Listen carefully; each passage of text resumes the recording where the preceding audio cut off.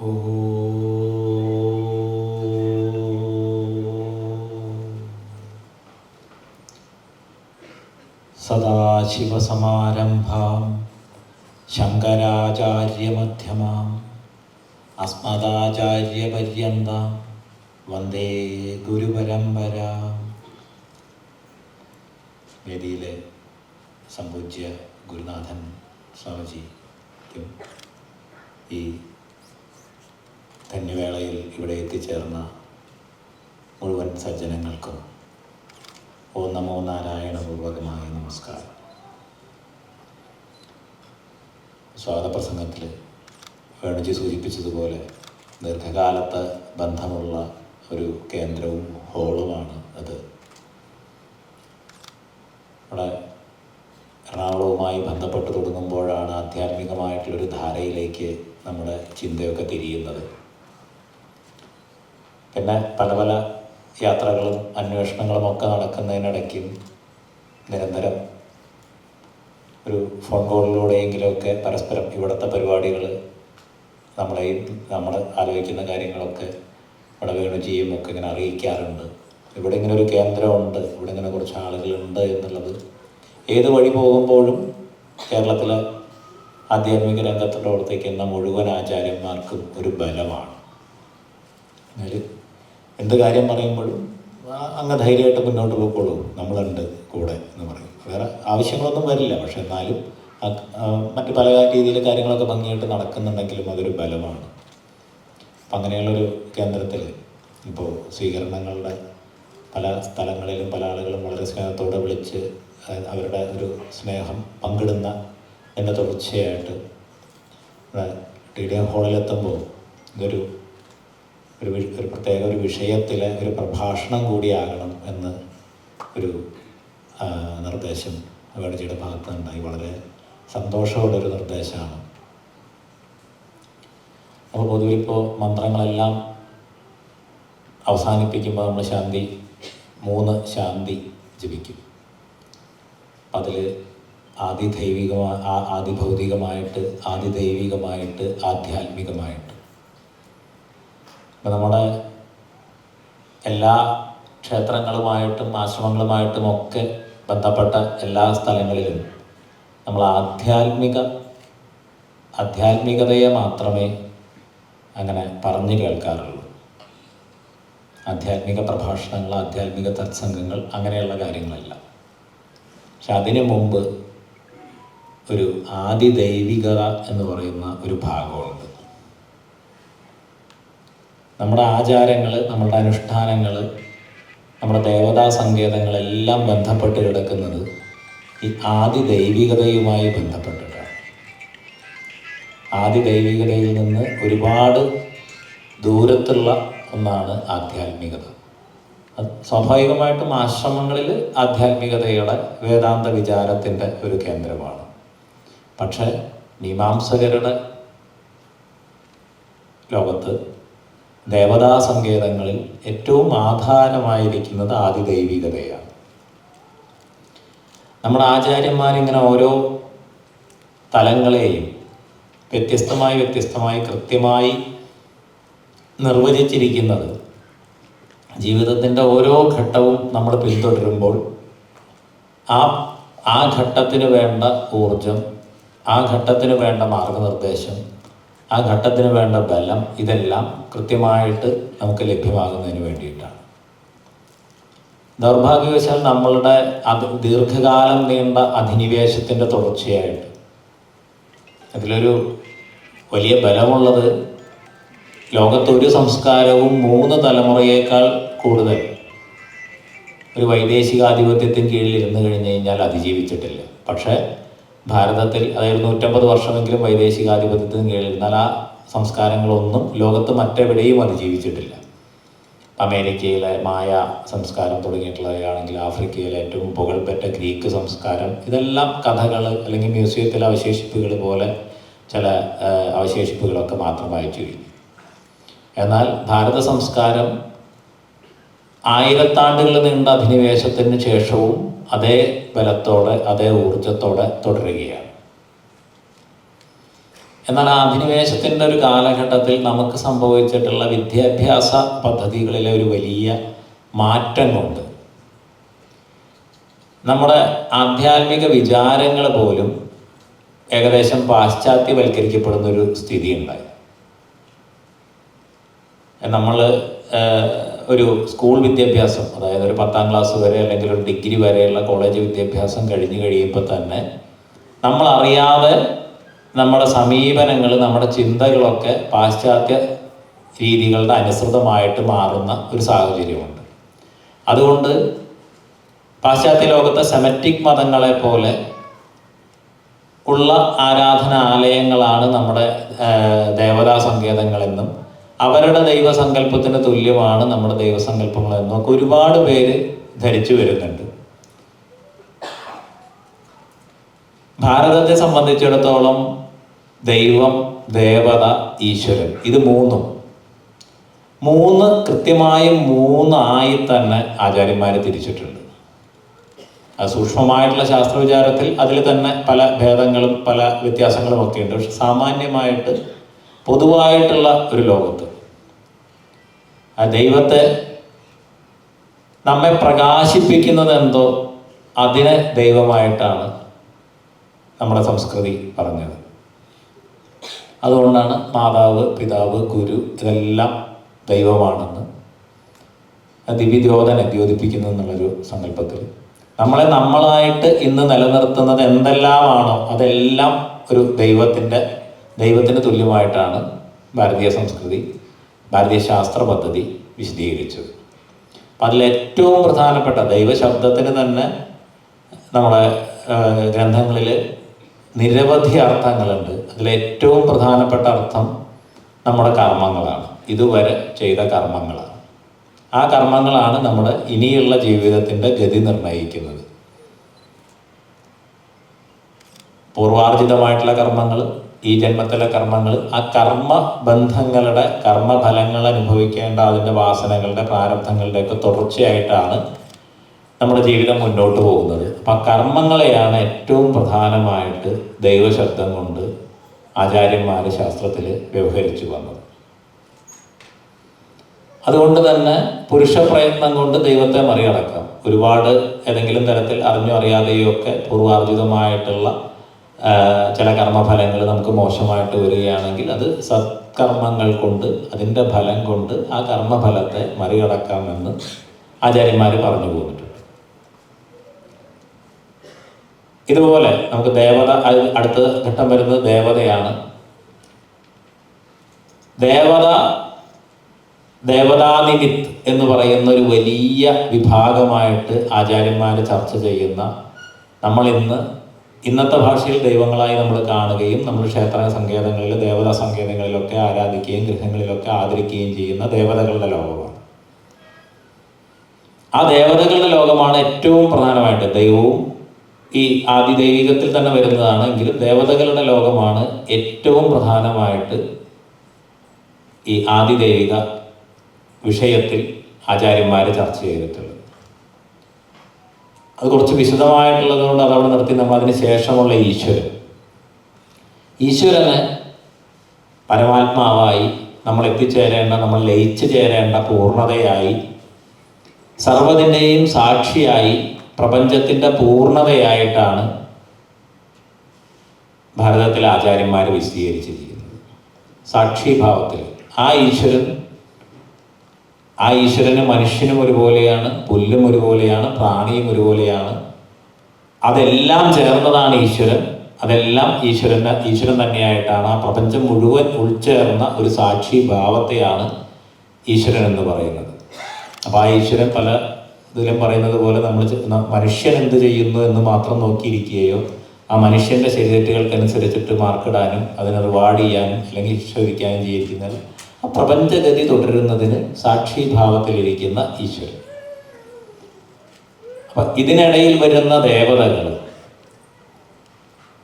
ആ ദേവതകളുമായിട്ട് ബന്ധപ്പെട്ട കർമ്മകാണ്ഡം, നമ്മുടെ പൂജകൾ, അനുഷ്ഠാനങ്ങൾ, അങ്ങനെയെല്ലാം തുടർന്ന് വരുന്ന കർമ്മകാണ്ഡം. ആ കർമ്മകാണ്ഡത്തിൻ്റെ വിഷയത്തിൽ അത് മുഴുവൻ ചർച്ച ചെയ്യുന്നത് പൂർവമീമാംസയിലാണ്. നമ്മൾ പക്ഷേ പലപ്പോഴും നമ്മുടെ പ്രഭാഷണങ്ങളായിക്കോട്ടെ അല്ലെങ്കിൽ നമ്മുടെ ക്ലാസ്സുകളായിക്കോട്ടെ അതെല്ലാം ഉത്തരമീമാംസയായിട്ടുള്ള വേദാന്ത വിഷയത്തിലായതുകൊണ്ട് നമ്മൾ ആ വിഷയങ്ങളിൽ അധികം ചർച്ച ചെയ്യാറില്ല, അതിനെക്കുറിച്ച് അധികം പരിശോധിക്കാറില്ല. നമ്മളൊരു കർമ്മകാണ്ഡത്തിൻ്റെ ഭാഗമായിട്ട് അതും അങ്ങനെ തുടർന്നു പോകുന്നു. അത് കർമ്മം ചെയ്യുന്ന ആളുകളാണെങ്കിൽ പലപ്പോഴും അത് ശാസ്ത്രബുദ്ധിയ അത്ര വിശകലനം ചെയ്തിട്ടുണ്ടോ എന്നുള്ളതും സംശയമാണ്. അതിൻ്റെ ശാസ്ത്രം പഠിപ്പിക്കുക, കാര്യങ്ങൾ ചെയ്യുന്നത് പഠിപ്പിക്കുക എന്നല്ലാതെ ശാസ്ത്രം പഠിപ്പിക്കുക എന്നുള്ളത് കേരളത്തിലൊന്നും അങ്ങനെ ഒരു പദ്ധതിക്രമമായിട്ട് നിലവിലില്ലാത്ത കാര്യമാണ്. ആചാര്യന്മാർ വെഷ്ടിയും സമഷ്ടിയും, അതായത് പുറത്തുള്ള ലോകവും അകത്തുള്ള ലോകവും ഒന്നായിട്ടാണ് വിശദീകരിച്ചിട്ടുള്ളത്. എന്തൊക്കെ പുറത്തുണ്ടോ അതെല്ലാം നമുക്കകത്ത് കാണാം, അല്ലെങ്കിൽ എന്തെല്ലാം അകത്തുണ്ടോ അതെല്ലാം നമുക്ക് പുറത്ത് കാണാം. നമ്മുടെ ഓരോരോ സങ്കല്പങ്ങളാണ് പുറത്തുള്ള ഓരോ സൃഷ്ടിയായിട്ട് വരുന്നത്.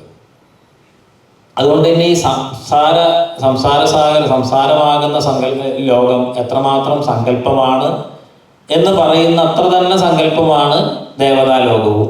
ഈ സംസാരമാകുന്ന ലോകം നമുക്ക് എത്ര തന്നെ യാഥാർത്ഥ്യമായിട്ട് അനുഭവപ്പെടുന്നുണ്ടോ അത്ര തന്നെ യാഥാർത്ഥ്യമാണ് പുറത്തുള്ള ദേവതാലോകവും, നമ്മൾ കാണുന്ന ദേവതാലോകവും. ആ ദേവതാലോകം സൂക്ഷ്മ രൂപത്തിലായതുകൊണ്ട് അതിൻ്റെ ശക്തി കുറച്ച് കൂടുതലാണ്. നമ്മളിപ്പോൾ പൊതുവിൽ സന്യാസിമാർ എന്ത് ചെയ്യുന്നു എന്നുള്ളത് പലപ്പോഴും ആളുകൾ പലയിടത്തും ചോദിക്കാറുള്ളതാണ്. സന്യാസിമാർ സാധാരണഗതിയിൽ ഇപ്പോൾ കുറച്ച് നേരത്തെ സ്വാമിജിയൊക്കെ ആയിട്ട് സംസാരിച്ചുകൊണ്ടിരിക്കുകയാണ്. നമ്മൾ പലപ്പോഴും സന്യാസിമാർ ചെയ്യുന്ന സമാജ സേവാ പ്രവർത്തനങ്ങൾ സന്യാസിമാരുടെ ധർമ്മമായിട്ടുള്ളതല്ല, അത് സമാജത്തിൻ്റെ ധർമ്മമായിട്ടുള്ളതാണ്. സന്യാസിമാരുടെ മാർഗനിർദ്ദേശം അനുസരിച്ചുകൊണ്ട് സമാജത്തിനെ നയിക്കുന്ന ആളുകൾ ചെയ്യേണ്ട കാര്യങ്ങളാണ് ഹോസ്പിറ്റലുകൾ, സ്കൂളുകൾ, വിദ്യാകേന്ദ്രങ്ങൾ, വേണ്ട ദുർബലരായിട്ട് വേണ്ട സേവന പ്രവർത്തനങ്ങളെല്ലാം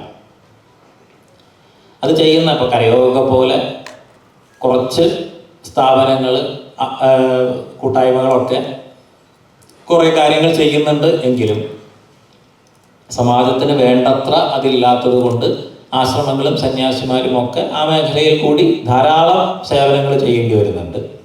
പക്ഷെ അതിലുപരിയായിട്ട് ഒരു സന്യാസി ലോകത്തിന് വേണ്ടി ചെയ്യുന്ന കാര്യം ലോക കല്യാണത്തിന് വേണ്ടിയിട്ടുള്ള സങ്കല്പമാണ്.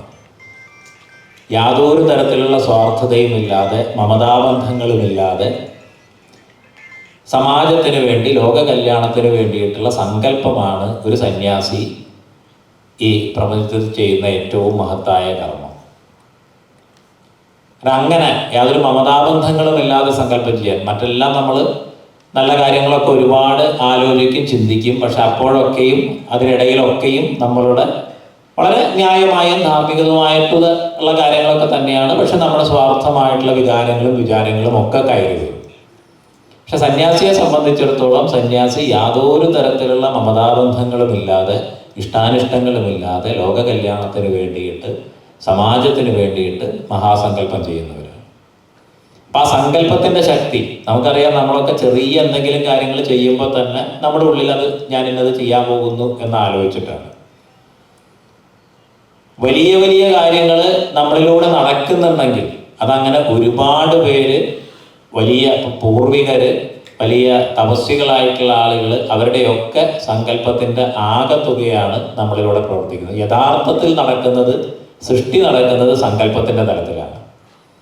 അപ്പം നമ്മളൊരാളെ ഒരു ആലിംഗനം ചെയ്യുന്നുണ്ടെങ്കിൽ ചെയ്യുന്നതെല്ലാം ഒരു ആക്ഷൻ ഒന്നാണ്, എൻ്റെ ശരീരം കൊണ്ട് ചെയ്യുന്ന പ്രവൃത്തി ഒന്നാണ്.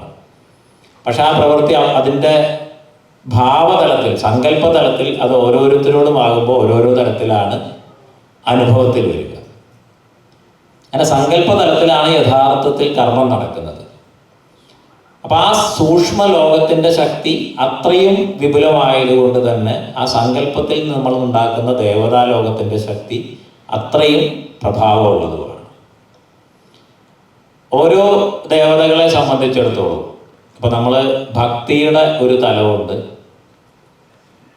കഥകളുടെ ഒരു തലമുണ്ട്, തത്വചിന്തയുടെ ഒരു തലമുണ്ട്, ദേവതകളുടെ ലോകത്ത് കർമ്മകാണ്ഡത്തിൻ്റെ ഒരു തലവുമുണ്ട്. ഇതെല്ലാം നാല് തരത്തിലുള്ള കാര്യങ്ങളാണ്. തത്വം കൊണ്ട് നമ്മളൊരു ദർശനത്തെ, ഒരു ബിംബത്തെ വിശദീകരിക്കുന്ന തലമല്ല കർമ്മകാണ്ഡത്തിൽ തന്ത്രത്തിൻ്റെ ഭാഷയിൽ ആ ബിംബത്തെ വിശദീകരിക്കുക. അതല്ല ഭക്തിയിൽ, പുരാണ കഥകളിൽ അല്ലെങ്കിൽ ഭക്തിയിൽ അതിനെക്കുറിച്ച് പറയുക. ഇതെല്ലാം ഓരോ തത്വങ്ങളിലേക്ക് വിരൽ ചൂണ്ടുന്നവയാണ്. പക്ഷെ കഥകളിലെ ദേവനല്ല ക്ഷേത്രങ്ങളിലെ ദേവൻ, പുരാണത്തിലെ ദേവനല്ല ക്ഷേത്രങ്ങളിലെ ദേവൻ, അല്ലെങ്കിൽ വേദാന്തത്തിലെ ദേവതാ ചിന്തയല്ല ക്ഷേത്രങ്ങളിലെ ദേവതാ ചിന്ത. വിഷ്ണു സ്വരൂപത്തെ നമ്മൾ സ്ഥിതികാരകനായിട്ട് പറയും. അപ്പോൾ വിശ്വം മുഴുവൻ വ്യാപിച്ചിരിക്കുന്നത് വിഷ്ണു എന്ന് പറയും. വിഷ്ണു സ്ഥിതിയെ നിലനിർത്തുന്നതാണ്.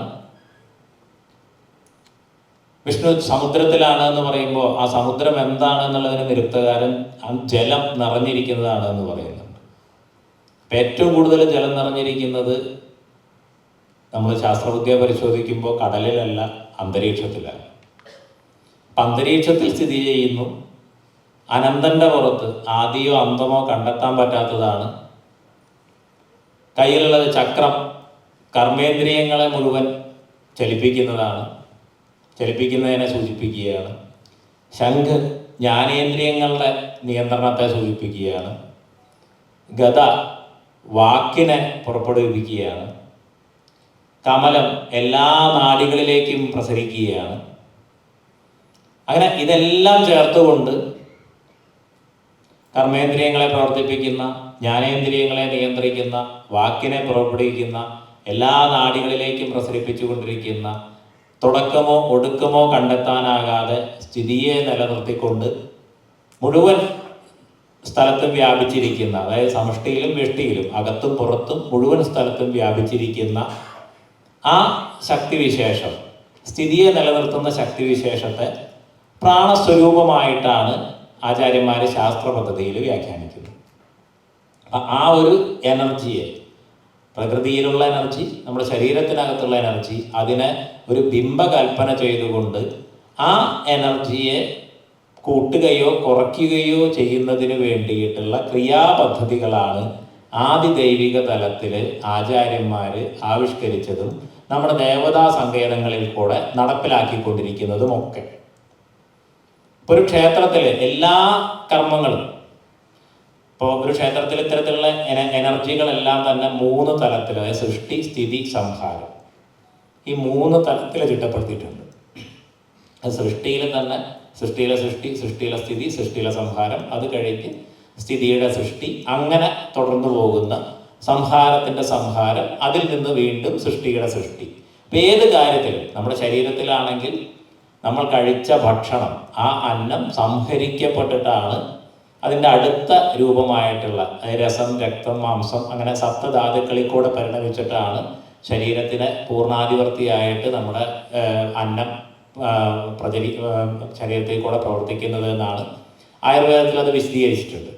അപ്പം അതിൽ ആ അന്നം പൂർണ്ണമായിട്ടും അന്നത്തിൻ്റെ സംഹാരത്തിന് ശേഷമാണ്, രസത്തിൻ്റെ സംഹാരത്തിന് ശേഷമാണ് രക്തത്തിൻ്റെ സൃഷ്ടി ഉണ്ടാകുന്നത്. അപ്പം അങ്ങനെ ഓരോ പ്രക്രിയയിലും ഈ 3 ഘടകങ്ങളുണ്ട്. അതിൻ്റെ ഓരോ എനർജിയും അത് ഏത് തലത്തിൽ പ്രവർത്തിക്കുന്നു എന്നുള്ളതിനെ, ആ എനർജിയെ ഒരു ദേവതാ രൂപമായിട്ട് ആചാര്യന്മാർ കണ്ടെത്തിയിട്ടുണ്ട്. അങ്ങനെ അതിനൊക്കെ വേണ്ടിയിട്ട് നമുക്ക് വ്യത്യസ്ത തരത്തിലുള്ള ആചരണങ്ങളുണ്ട്, ഭാവങ്ങളുണ്ട്. ഒരേ ദേവതയ്ക്ക് തന്നെ ഭിന്നമായ രൂപങ്ങളുണ്ട്. അതുകൊണ്ട് തെക്കോട്ട് തിരിഞ്ഞിരിക്കുന്ന ആളല്ല വടക്കോട്ട് തിരിഞ്ഞിരിക്കുന്ന ആളല്ല പീഠത്തിലിരിക്കുന്നത്. നിൽക്കുന്ന രൂപം വേറെയാണ്, ഇരിക്കുന്ന രൂപം വേറെയാണ്, ഒരു കാല് മടിയിൽ വയ്ക്കുന്ന രൂപം വേറെയാണ്. പൊതുവിലെല്ലാം ശിവക്ഷേത്രങ്ങളാണെങ്കിൽ എറണാകുളത്തപ്പനല്ല വൈക്കത്തപ്പനല്ല ഏറ്റുമാനൂരപ്പനല്ല വടക്കുന്നാണ്. അപ്പം നമുക്ക് കാലക്രമത്തിൽ ഈ ഒരു ആദിദൈവികത എന്ന് പറയുന്ന ഭാഗം ശ്രദ്ധിക്കാതെ പോയതുകൊണ്ട് നമ്മുടെ ക്ഷേത്ര സങ്കേതങ്ങളിലെല്ലാം തന്നെ സംഭവിച്ചുകൊണ്ടിരിക്കുന്ന അല്ലെങ്കിൽ സംഭവിച്ചിരിക്കുന്ന ഒരു അവസ്ഥ പലപ്പോഴും വികസനത്തിൻ്റെയും പുനരുദ്ധാരണത്തിൻ്റെയും മറ്റും പേരിൽ നമ്മൾ ഇത്തരത്തിൽ പഴയ ആചാര്യന്മാർ വളരെ കൃത്യമായി ചിട്ടപ്പെടുത്തി വച്ചിരിക്കുന്നതിൽ നിന്ന് ഒരുപാട് മാറ്റങ്ങൾ അറിഞ്ഞോ അറിയാതെയോ ഒക്കെ കൊണ്ടുവന്നിട്ടുണ്ട് എന്നുള്ളതാണ്. പലപ്പോഴും വിരുദ്ധമായിട്ടുള്ള ശക്തി സ്വരൂപങ്ങളെ ദേവതകളായിട്ട് നമ്മൾ അവിടെ പ്രതിഷ്ഠിച്ചിട്ടുണ്ട്. കൊടിമരമില്ലാത്ത ക്ഷേത്രങ്ങളിൽ കൊടിമരം പ്രതിഷ്ഠിക്കുന്നുണ്ട്. ഇവിടെ നമ്മൾ തന്ത്ര ഷടാധാര പ്രതിഷ്ഠയില്ലാത്ത സ്ഥലങ്ങളെ ഷടാധാര പ്രതിഷ്ഠ, കൊടിവേപ്പിന് മാറി ഷടാധാര പ്രതിഷ്ഠയാക്കിയിട്ടുണ്ട്. അപ്പം ഇതിലൊക്കെ സംഭവിക്കുന്ന ഒരു പ്രധാന പ്രശ്നം, നമ്മളിപ്പോൾ ഒരു ഇലക്ട്രിസിറ്റി ഇല്ലാത്തൊരു വീട്ടിൽ മെഴുകുതിരി കത്തിച്ചോ വിളക്ക് കത്തിച്ചോ അല്ലെങ്കിൽ എന്തെങ്കിലും തരത്തിലുള്ള മറ്റുള്ള സംവിധാനങ്ങൾ കൊണ്ടോ വെളിച്ചം കണ്ടെത്താം. പക്ഷേ ഇലക്ട്രിസിറ്റി ചെയ്തിരിക്കുന്ന ഒരു വീട്ടിൽ അത് ഷോർട്ട് സർക്യൂട്ട് ആയാൽ വീട് മുഴുവൻ കത്തിപ്പോവുക എന്ന് പറയുന്ന ഒരവസ്ഥ വരും. അങ്ങനെ നമ്മുടെ പരമ്പര മുഴുവൻ ബന്ധിപ്പിച്ചിരിക്കുന്നത് ഈ ദേവതാലോകത്താണ്. ഓരോ ദേവതകളുടെ ഉപാസനകളിലൂടെ കരുത്താർജിച്ചു കൊണ്ടാണ് നമ്മുടെ കാരണവന്മാർ നമ്മുടെ ഗൃഹത്തെ, നമ്മുടെ കുലത്തെ, നമ്മുടെ ദേശത്തെ എല്ലാം സംരക്ഷിച്ചും സമൃദ്ധമാക്കിയും നിലനിർത്തി വന്നത്. ഇപ്പം പുരാതനമായ ഭാരതത്തിൽ ഭാരതീയ സംസ്കൃതി നിലനിന്നിരുന്നൊരു കാലഘട്ടത്തിൽ അത് ചെറിയ ചെറിയ രാജ്യങ്ങളായിട്ട് നിലനിൽക്കുമ്പോൾ പോലും ഭാരതം ഒന്നായിട്ടുള്ളൊരു സങ്കല്പത്തിൽ തന്നെയാണ് മുന്നോട്ട് പോയിരുന്നത്. അന്ന് ലോകരാഷ്ട്രങ്ങളിൽ ഏറ്റവും സമ്പന്നമായ സമൃദ്ധമായ രാജ്യം ഭാരതമായിരുന്നു. ഏറ്റവും സമ്പന്നമായ പ്രദേശമായിരുന്നു ഭാരതം. ഏറ്റവും അന്നത്തെ കാലത്തെ അറിവിൻ്റെ ഏറ്റവും അത്യുന്നതിയിലുള്ള ദേശം ഭാരതമായിരുന്നു. ആർക്കിയോളജിക്കൽ സർവേയുടെയൊക്കെ അടിസ്ഥാനത്തിൽ ഏറ്റവും വികസിതമായിട്ടുള്ള ജനപദങ്ങൾ ഉണ്ടായിരുന്ന സ്ഥലം ഭാരതമാണ്. അതെല്ലാം എങ്ങനെ ഇവിടുത്തെ സമൂഹം സൃഷ്ടിച്ചു എന്ന് ചോദിച്ചാൽ, ഭാരതം ആധ്യാത്മികതയുടെ നാടാണ്, ത്യാഗത്തിൻ്റെ നാടാണ് എന്നെല്ലാം പറയുമ്പോഴും നമ്മൾ ഏറ്റവും വലിയ സമൃദ്ധി ഉണ്ടാക്കി അതിൻ്റെ ക്ഷണികതയെ തിരിച്ചറിഞ്ഞ ആളുകളാണ്. അതൊന്നും വേണ്ട എന്നുള്ള തീരുമാനിച്ച് വളരെ ഏറ്റവും പ്രാകൃതമായിട്ട് ജീവിച്ച ആളുകളല്ല. ഏറ്റവും സമൃദ്ധി ഉണ്ടാക്കി ആ സമൃദ്ധി ക്ഷണികമാണ്, അതിനപ്പുറത്ത് വിശാലമായിട്ടുള്ളൊരു സത്യമുണ്ട് എന്ന് കണ്ടെത്തിയ ആളുകൾ കൂടിയാണ്. അത് സമൃദ്ധി ഉണ്ടായിക്കഴിഞ്ഞാൽ മാത്രം അറിയുന്നൊരു സത്യവുമാണ്. അപ്പം അങ്ങനെ ഒരു സമൃദ്ധി ഉണ്ടാക്കാൻ നമ്മുടെ പൂർവികരെ സഹായിച്ചത് ഈ പ്രപഞ്ചത്തിലെ അകത്തെയും പുറത്തെയും വ്യഷ്ടിയിലെയും സമഷ്ടിയിലെയും ഓരോ പ്രവർത്തനങ്ങളും നടക്കുന്ന ഊർജരൂപങ്ങളെ കൃത്യമായി തിരിച്ചറിയാനും അതിനെ വികസിപ്പിക്കാനും വേണ്ട സമയങ്ങളിൽ സങ്കോചിപ്പിക്കാനും ഒക്കെയുള്ള ക്രിയാപദ്ധതികൾ ആവിഷ്കരിക്കാനും കഴിഞ്ഞു എന്നുള്ളതാണ്. അപ്പം അഗ്നിയെ വർദ്ധിപ്പിക്കുന്ന ദേവതയുള്ള ഒരു സങ്കേതത്തിൽ അവിടെയുള്ള മന്ത്രം, അപ്പം മന്ത്രം അക്ഷരക്രമത്തിൽ അക്ഷരം എന്താണ് എന്നുള്ള ഒരു ചിന്തയിൽ ഇപ്പോൾ ഇവിടെ കൊച്ചിയിൽ തന്നെ ജീവിക്കുന്ന പ്രധാനപ്പെട്ട നോവലിസ്റ്റായിട്ടുള്ള സി രാധാകൃഷ്ണൻജി വിഷ്ണുനാരായണ നമ്പൂതിരി എന്ന് പറയുന്ന ഒരു മഹാകവി അദ്ദേഹം അന്തരിച്ചപ്പോൾ അനുസ്മരണമായിട്ട് എഴുതി. അദ്ദേഹത്തിന് കോഴിക്കോട് ഇവരെല്ലാവരും ഒരുമിച്ച് പ്രവർത്തിച്ചിരുന്ന കാലത്ത് ശാരീരികമായിട്ടുള്ള കുറച്ച് അസ്വസ്ഥതകളുണ്ടായി. അപ്പം അദ്ദേഹം പറഞ്ഞു, ഈ അവധിക്കാലത്ത് തറവാട്ടിൽ പോകണം, അപ്പൻ്റെ അടുത്ത് നിന്ന് വ്യാകരണം ഒന്നുകൂടി ഹൃദിസ്ഥാക്കണം, ആരോഗ്യം ഒന്ന് മെച്ചപ്പെടുത്തണം എന്ന്. അദ്ദേഹത്തിന് മനസ്സിലായില്ല എന്താണത് പറയുന്നതെന്ന്. പക്ഷെ അവധിക്കാലത്ത് നാട്ടിൽ പോയി വ്യാകരണം പഠിച്ചു, നല്ല ആരോഗ്യത്തോടു കൂടി വിഷ്ണു തിരിച്ചു വന്നു എന്നാണ് പറയുന്നത്. അപ്പം വ്യാകരണത്തെ ശരീരത്തിനകത്തെ പ്രാണന്റെ ശാസ്ത്രമായിട്ടാണ്, ഒരു ആശയവിനിമയത്തിനുള്ള ഉപാധിയായിട്ടല്ല, ശരീരത്തിനകത്ത് പ്രാണൻ എനർജി അകത്തും പുറത്തും സഞ്ചരിക്കുന്നത് എങ്ങനെ എന്ന് വിശദീകരിക്കുന്ന ശാസ്ത്രമായിട്ടാണ് ഭാരതത്തിൽ ആ രൂപകൽപ്പന ചെയ്ത ആചാര്യന്മാർ. അപ്പം അതിനനുസരിച്ച് നമ്മളൊരു ശ്വാസം അകത്തെടുത്തിട്ട് പുറത്ത് വിടുന്ന പ്രക്രിയയിലാണ് ഒരക്ഷരം പുറപ്പെടുന്നത്. ശരീരത്തിലെ നാഡികളിലൂടെ പ്രാണൻ ഓരോ സ്ഥലത്തും സഞ്ചരിച്ച് ഇന്ന സ്ഥലങ്ങളിൽ ചെന്ന് അവിടെ നിന്ന് പ്രതിധ്വനിച്ചിട്ടാണ് അക്ഷരമായിട്ട് പുറത്തേക്ക് വരുന്നത്. മുമ്പ് തന്നെ ഉള്ളിൽ രൂപമെടുത്തിട്ട് ഇത് ശബ്ദരൂപത്തിൽ പുറത്തു വരുന്നു എന്നുള്ളതേ ഉള്ളൂ. അപ്പം ചില സ്ഥലങ്ങളിലേക്ക് കൂടുതൽ പ്രാണവായുവിനെ എത്തിച്ച് ചില സ്ഥലങ്ങളിൽ പ്രാണന്റെ അളവ് കുറച്ച് ഒക്കെയാണ് അക്ഷരക്രമത്തിൽ മന്ത്രങ്ങളെ ചിട്ടപ്പെടുത്തുന്നത്.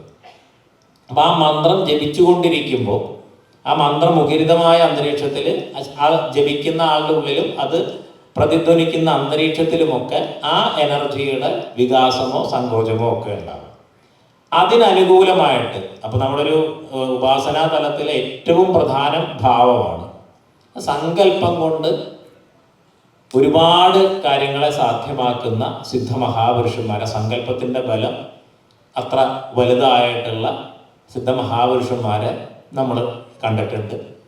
നമ്മുടെ ഇവിടെ തന്നെ ഇപ്പോൾ ശ്രീനാരായണ ഗുരുദേവൻ്റെ അടുത്ത് കടൽക്ഷോഭത്തെക്കുറിച്ച് ചോദിക്കാമെന്ന് പറഞ്ഞപ്പോൾ ഞാൻ പറഞ്ഞാൽ മതിയോ എന്ന് ചോദിച്ചപ്പോൾ ഭക്തൻ പറഞ്ഞു പറഞ്ഞാൽ മതി, കത്ത് കൊടുത്തയച്ചു എന്നാണ് ഗുരു പറയുന്നു. ഇനി കടലവിടെ ക്ഷോഭിക്കരുത്, കടലവിടെ അടങ്ങി എന്നാണ്.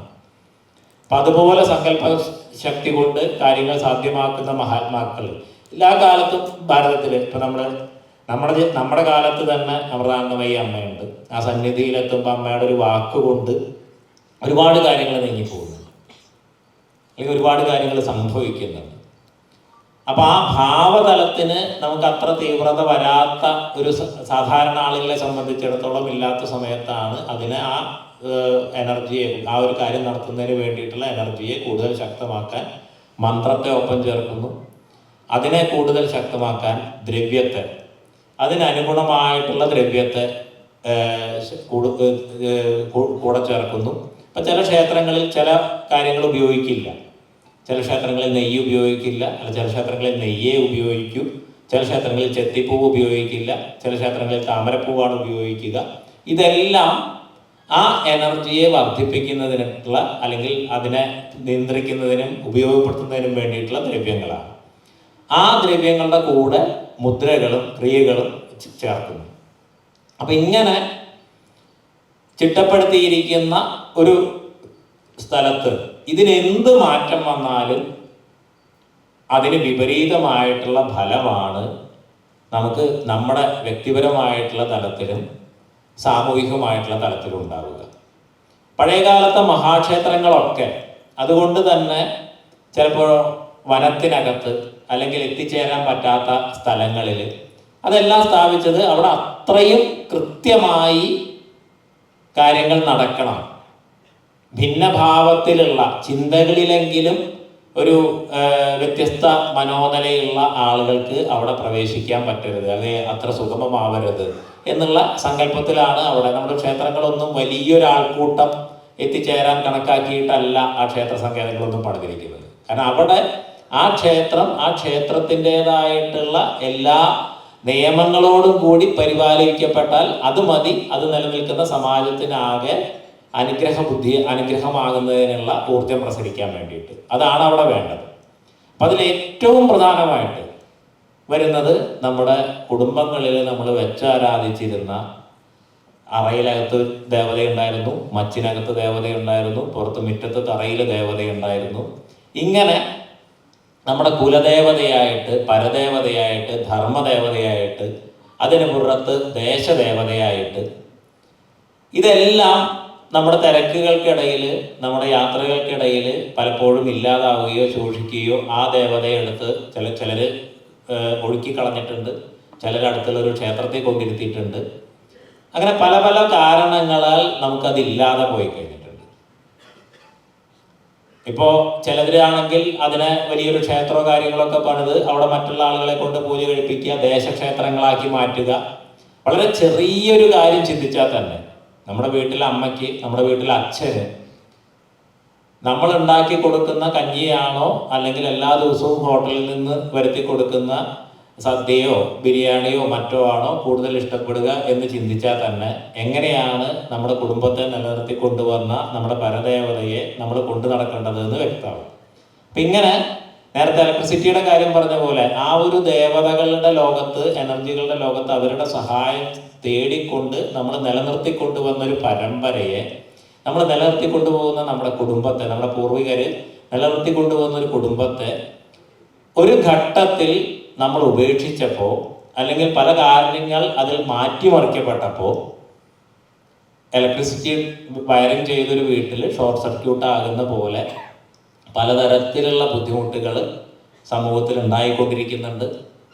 നമ്മുടെ സമാജത്തിൽ വരുന്ന പല അകൽച്ചകൾക്കും ഛിദ്രങ്ങൾക്കും നമ്മളുടെ കുട്ടികളുടെ അടക്കം മനസ്സുകളിൽ ഉണ്ടാകുന്ന പല വഴിതെറ്റലുകൾക്കും ഒക്കെ അടിസ്ഥാനപരമായിട്ടുള്ള കാരണങ്ങളിൽ ഒന്ന്, നമ്മുടെ പൂർവികർ നമ്മുടെ സമാജത്തിൻ്റെയും കുടുംബങ്ങളുടെയും ഒക്കെ ബലത്തിന് വേണ്ടി പരിപാലിച്ചു പോന്ന ആ ദേവതകളുടെ അനുഗ്രഹം കൊണ്ട് അവരെ കെട്ടിപ്പടുത്ത വളരെ സുശക്തമായിട്ടുള്ള ഭദ്രമായിട്ടുള്ള സ്വസ്ഥതയുള്ള കുടുംബവും സമാജത്തിൻ്റെയും തുടർച്ചയ്ക്ക് വേണ്ടിയിട്ട് ആ ഒരു ക്രമങ്ങളെ പരിപാലിക്കാതെ അതിനെ അവഗണിച്ച് നിഷേധിച്ച് അല്ലെങ്കിൽ തള്ളിക്കളഞ്ഞ് ഇല്ലാതാക്കി മാറ്റിമറിച്ച് ഒക്കെ നമ്മൾ ചെയ്തു കഴിഞ്ഞതും ചെയ്തു പോരുന്നതുമായിട്ടുള്ള ഒരുപാട് കാര്യങ്ങളാണ്. അപ്പം പലപ്പോഴും അതിൻ്റെ ഒരു തുടർച്ചയാണ് ജീവിതത്തിൽ പല മുന്നോട്ട് പോക്കിനും ബുദ്ധിമുട്ടുണ്ടാകുമ്പോൾ പല ആചാര്യന്മാരും കുടുംബ പരദേവതയെ തേടി ചെല്ലണം, നമസ്കരിക്കണം, അങ്ങനെയുള്ള പല കാര്യങ്ങൾ പറയുന്നത്. ഇന്നാണെങ്കിൽ നമ്മുടെ പല ക്ഷേത്ര സങ്കേതങ്ങളിലും ഇപ്പോൾ വീടുകളിലെ കാര്യം, ഈ പരദേവത മച്ചില ഭഗവതി, അറയില ഭഗവതി, തറയില ഭഗവതി ഇവരെയൊക്കെ ഒഴിവാക്കുകയോ ശ്രദ്ധിക്കാതിരിക്കുകയോ നശിപ്പിച്ച് കളയുകയോ ഒക്കെ ചെയ്തത് ഏറ്റവും മൂലമായിരിക്കുമ്പോൾ, മറുഭാഗത്ത് ക്ഷേത്രങ്ങളിലാണെങ്കിൽ പല വികസന പ്രവർത്തനങ്ങളുടെ പേരിൽ, അത് ഇപ്പോൾ നമ്മുടെ കേരളത്തിലെ ആണെങ്കിൽ ക്ഷേത്രങ്ങളൊക്കെ മിക്കവാറും ക്ഷേത്ര സംസ്കാരവുമായിട്ട് യാതൊരു ബന്ധവുമില്ലാത്ത ആളുകളുടെ ഭരണത്തിന് കീഴിലാണ്. അപ്പം അതിൻ്റെ പല സാമ്പത്തികമായിട്ടുള്ള ഘടകങ്ങളും എല്ലാം ഉൾച്ചേർന്നുകൊണ്ട് അവിടെ പല പ്രവർത്തനങ്ങളും നടത്തി ആ ക്ഷേത്രത്തിൻ്റെ ബലവും ശുദ്ധിയും, ഏറ്റവും പ്രധാനം ക്ഷേത്രത്തിൽ നേരത്തെ പറഞ്ഞു ദ്രവ്യശുദ്ധി, ഏറ്റവും മോശം നെയ്യ്, ഏറ്റവും മോശം എണ്ണ, അവിടെ ഉപയോഗിക്കാൻ പാടില്ലാത്ത പുഷ്പങ്ങൾ, അത്തരത്തിലുള്ള സാധനങ്ങളുടെ ഉപയോഗം, ദേവതയുടെ തന്നെ മന്ത്രമറിയാത്ത ആളുകൾ അല്ലെങ്കിൽ ആ ഒരു തരത്തിൽ കൃത്യമായിട്ടുള്ള പഠിക്കാത്ത ആളുകളെ പല കാര്യങ്ങൾ കൊണ്ട് അവിടെ പൂജയുടെ കാര്യങ്ങളൊക്കെ ചെയ്യാനൊക്കെ വരിക, അങ്ങനെ ആ ക്ഷേത്രങ്ങളിലെ ചൈതന്യത്തിന്, ക്ഷേത്രത്തിൻ്റെ ബലത്തിന് ക്ഷയം വരിക. ഇങ്ങനെ ഈ രണ്ട് തലങ്ങളിൽ സമാജത്തിൽ ആദി ദൈവികമായ ഭാവത്തിന് ഒരു ക്ഷതം സംഭവിച്ചിരിക്കുന്ന, ക്ഷീണം സംഭവിച്ചിരിക്കുന്ന ഒരു കാലഘട്ടമാണിത്. അതുകൊണ്ട് ആന്തരികമായിട്ടുള്ള ബലത്തെ വർദ്ധിപ്പിക്കുന്നതിന് വേണ്ടിയിട്ട് നമ്മുടെ കുലാചാരങ്ങൾ തൊട്ട്, നമ്മുടെ പരദേവത തൊട്ട് ഒരു നമസ്കാര ഭാവം, എല്ലാ ദിവസവും ഒന്ന് വിളക്ക് കൊളുത്തി ഒരു നാമം ജപിക്കുക, ഒരു കൂടുതലൊന്നും ആവശ്യമുള്ളൊരു കാര്യമല്ല, അത്രയെങ്കിലുമുള്ള ഒരു നമസ്കാര ഭാവം. ഇപ്പം ആധ്യാത്മികത അല്ലെങ്കിൽ അങ്ങനെയുള്ളൊരു വിചാരങ്ങളിലേക്ക് വരുന്നവരൊക്കെ ഒരുപാട് പുറത്തുള്ള ഒരുപാട് കാര്യങ്ങൾ, അപ്പോൾ ഹിമാലയത്തിൽ നിന്നൊരു സന്യാസി വന്നു, ആ സന്യാസിയിൽ നിന്നൊരു ദീക്ഷ വാങ്ങിക്കണം, അല്ലെങ്കിൽ മറ്റൊരു ആചാര്യം വന്നു, അത് വേറൊരു പദ്ധതിയാണ്, ആ പദ്ധതിയിൽ നിന്നൊരു ദീക്ഷ വാങ്ങിക്കണം, അങ്ങനെ പല കാര്യങ്ങൾക്ക് പിന്നാലെ ഓടുന്ന ഒരുപാട് പേരുണ്ട്. പക്ഷെ എല്ലാം നല്ലത് തന്നെ, എല്ലാം മുന്നിലേക്ക് നയിക്കുന്നത് തന്നെ. പക്ഷേ അടിസ്ഥാനമില്ലാതെ നമ്മൾ എന്തിൻ്റെ പുറകെ പോയാലും അത് എവിടെയും എത്തിക്കുന്ന ഒരു അനുഭവം ആർക്കും ഉണ്ടായിട്ടില്ല. പിന്നെ ഗഹനമായിട്ടുള്ള ഉപാസനകൾ, സൂക്ഷ്മമായിട്ടുള്ള മന്ത്രങ്ങളൊക്കെ സാമാന്യ ഭാഷയിൽ പറഞ്ഞാൽ ഒരു ന്യൂറോ സർജൻ്റെയോ അല്ലെങ്കിൽ ഒരു അത്ര വിദഗ്ധനായിട്ടുള്ള ഒരു എഞ്ചിനീയറുടെയോ ഒക്കെ മേഖലകൾ പോലെ ആ വിഷയങ്ങൾ കൈകാര്യം ചെയ്യേണ്ട ആളുകൾക്ക് മാത്രമുള്ള കാര്യമാണ്. സാധാരണ ജനങ്ങൾക്ക്, വിവിധ കർമ്മമേഖലകളിൽ ഏർപ്പെടുന്ന ആളുകൾക്ക്, മറ്റ് കർമ്മമേഖലകളിൽ ഏർപ്പെടുന്ന ആളുകൾക്ക് അവരെ മുന്നോട്ട് കൊണ്ടുപോകുന്നതിന് ഏറ്റവും അടിസ്ഥാനപരമായിട്ടുള്ള നമ്മുടെ പരദേവതകൾക്ക് വേണ്ടിയിട്ടുള്ളൊരു സമർപ്പണം, കുലദേവതയ്ക്ക് വേണ്ടിയിട്ടുള്ളൊരു സമർപ്പണം, ദേശദേവതയ്ക്ക് വേണ്ടിയിട്ടുള്ളൊരു സമർപ്പണം, ദിവസവും വിളക്ക് വെച്ച് നാമം ജപിക്കുക, അങ്ങനെ വളരെ പരിമിതമായിട്ടുള്ള ആചാര്യന്മാർ പറഞ്ഞു വന്ന, അപ്പം അമ്മ ഇവിടെ വിളക്ക് പൂജയാണ് ഒരു ജനങ്ങൾക്ക് വേണ്ടിയിട്ട് മുഴുവൻ വളരെ ലളിതമായിട്ട് ആർക്കും ചെയ്യാവുന്ന അത്രയും ലളിതമായിട്ടുള്ള കാര്യങ്ങളാണ് നമ്മളെ ജീവിതത്തിൽ ഉറപ്പിച്ചു നിർത്താനും ജീവിതത്തിൽ മുന്നോട്ട് കൊണ്ടുപോകാനും.